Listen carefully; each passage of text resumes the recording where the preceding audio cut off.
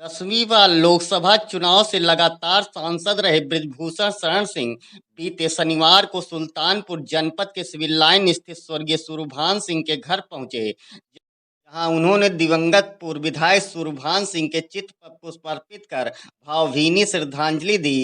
इस दरमियान उन्होंने स्वर्गीय सिंह के परिवार से मुलाकात कर सभी का हाल जाना। उन्होंने कहा कि स्वर्गीय सिंह से मेरे बड़े अच्छे संबंध थे, हमने भी संघर्षों का जीवन व्यतीत किया है। स्वर्गीय सिंह भी संघर्षशील व्यक्ति थे, हमारी जब भी मुलाकात होती थी उन्होंने मेरे मनोबल को बढ़ाने का काम किया है। हम उनके परिवार के साथ हमेशा खड़े मिलेंगे। ठीक है। देखिए, आज स्वर्गीय हो गए सूर्यभान सिंह जी से हम लोगों के हमारे बड़े अच्छे संबंध थे और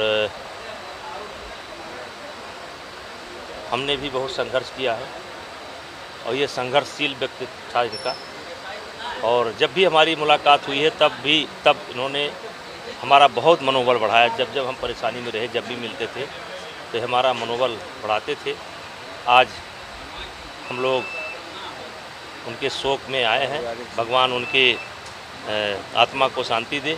और परिवार से यही मैंने कहा है कि भाई कभी भी कोई भी ज़रूरत अगर हमारे लायक पड़ती है, हम लोगों लायक पड़ती है, तो अपना भाई जान करके, परिवार जान करके हमेशा संपर्क में रहें।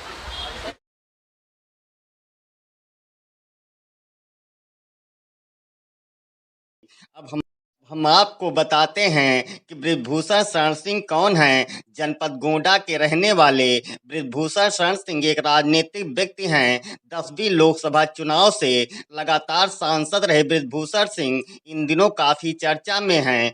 जिस महाराष्ट्र में फरमान सिर्फ बाला साहब बाल ठाकरे का ही चलता था, लेकिन भतीजे राज ठाकरे को अयोध्या आने से उत्तर प्रदेश के इकलौते ऐसे नेता बृजभूषण शरण सिंह थे जो उत्तर भारतीयों के सम्मान के लिए मुहिम चलाकर राज ठाकरे को अयोध्या आने पर विराम लगा दिया।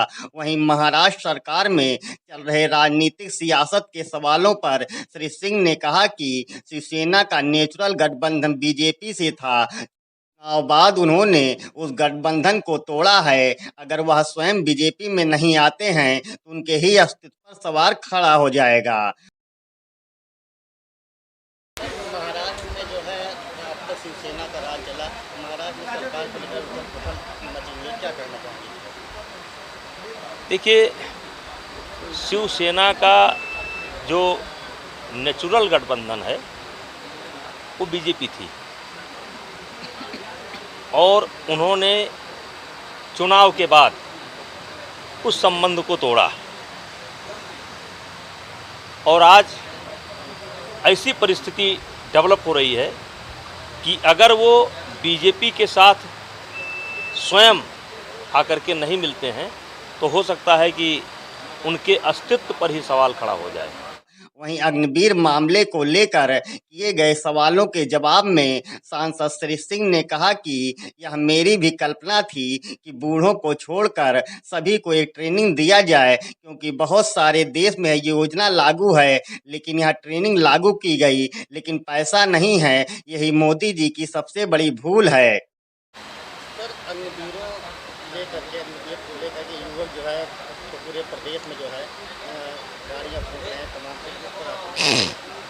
ये मैं एक सांसद के नाते नहीं, इस देश का नागरिक होने के नाते मैं कह रहा हूँ।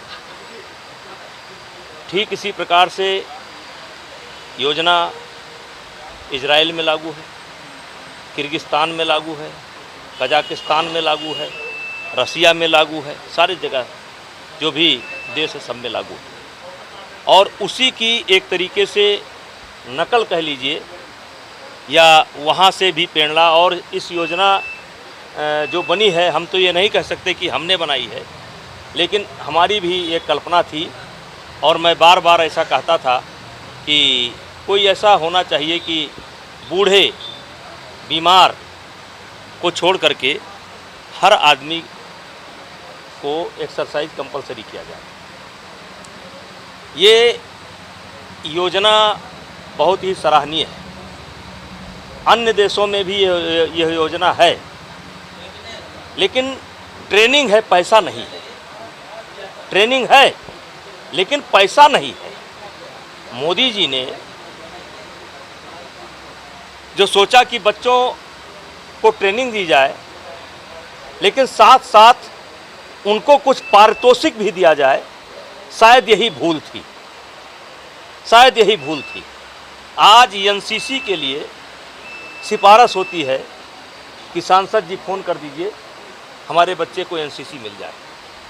तो मोदी जी जो जिस बड़ी सोच के साथ आए, उसी का लोग बेजा फ़ायदा उठा रहे हैं। और मैं बच्चों से ये कहना चाहता हूँ कि 4 साल जब आप सेना के देख रेख में तपी तपाई ज़िंदगी जिएंगे, कैसे सोना है, कैसे उठना है, कैसे बैठना है, कैसे ट्रेनिंग होती है, तो आप इस देश के विशेष नागरिक बन करके लौटेंगे। फिर भविष्य आपके हाथ में है। आप पढ़ाई भी कर सकते हो, आप किसी कारोबार में भी जा सकते हो, आप आगे सेना में भी जा सकते हो। सारे ऑप्शन खुले हैं, सारे ऑप्शन खुले हैं। और ये बहुत ही अच्छी योजना है। मेरी तो उम्र ज़्यादा हो गई, अगर हमको भर्ती करावें तो मैं सब कुछ छोड़ करके 4 साल की ट्रेनिंग करने के लिए तैयार हूँ। अपने बेबाकी बयानों से सुर्खियों में रहने वाले सांसद बृजभूषण शरण सिंह से जब सवाल किया गया कि आपके क्षेत्र में वह कौन से दबंग हैं जो तालाबों के अस्तित्व को मिटाना चाहते हैं, तो उन्होंने सवालों का जवाब देते हुए साराना अंदाज में इशारा कर दिया कि बृजभूषण शरण सिंह वह नेता है जो गलत को गलत और सत्य को सत्य बोलने से कभी परहेज नहीं करते। अब आगे आप ही खुद सुनिए। तालाब को लेकर के जी जहाँ आप पहुँचे थे, जी। वहाँ पे कौन ऐसे दबंग है जो आपके क्षेत्र में जो है तालाबों को कब्जा कर रहे हैं? नहीं, दबंग का सवाल नहीं है। कुछ स्थानीय दबंग सारी रात डंडा लाठी लेकर के गरीबों को एक तरीके से बंदी बना करके उन्होंने तालाब पटाने का काम किया। सुबह मुझे पता चलता है और फिर पूरा वीडियो पड़ा है।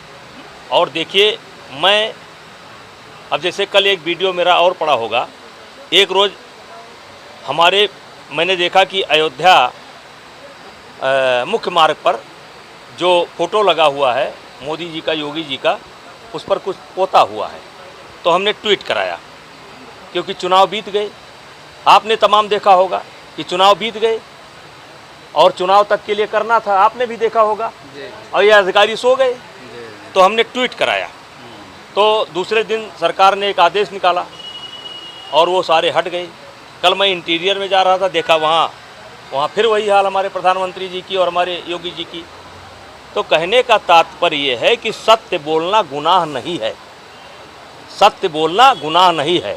अब अगर मैं सत्य बोलता हूँ तो उसका मतलब गलत ना निकाला जाए, और मैं सत्य बोलूँगा। मेरा कहना है, किसी सोते को गफलत से जगा देना बगावत है। अगर कोई सो रहा है गलतफहमी में और ख़तरा आने वाला है, जगा देना अगर बगावत है। किसी कमज़ोर के हक को दिला देना बगावत है। अगर सच्चाइयों का गीत गाना ही बगावत है तो हम भी एक बागी हैं, मेरा मजहब बगावत है। हम भारतीय जनता पार्टी के सांसद हैं, मुझे अपने पार्टी के ऊपर गर्व है, हमें अपने मुख्यमंत्री के ऊपर गर्व है। लेकिन अगर कहीं कोई चीज़ दिखाई पड़ेगी तो हमारा कर्तव्य बनता है कि मैं उसको पहुँचाऊँ। यही नहीं, वहीं नुपुर शर्मा के बयानों के सवालों पर जहां बृजभूषण शरण सिंह ने जहां तमाम सवालों के जवाब बड़े ही बेबाकी से बयां किए, वहीं इस बयान पर उनके माथे की रेखाएं सिकुड़ती हुई नजर आने लगीं। के बयानों को आप कितना सही ये छोड़िए, नूपुर सूपुर ये हमारा विषय नहीं है। के बयानों को आप कितना सही ये छोड़िए, नूपुर सूपुर ये हमारा विषय नहीं है। ऐसे तमाम खबरों से हमारे साथ जुड़े रहने के लिए हमारे इस YouTube चैनल को सब्सक्राइब व लाइक जरूर करें।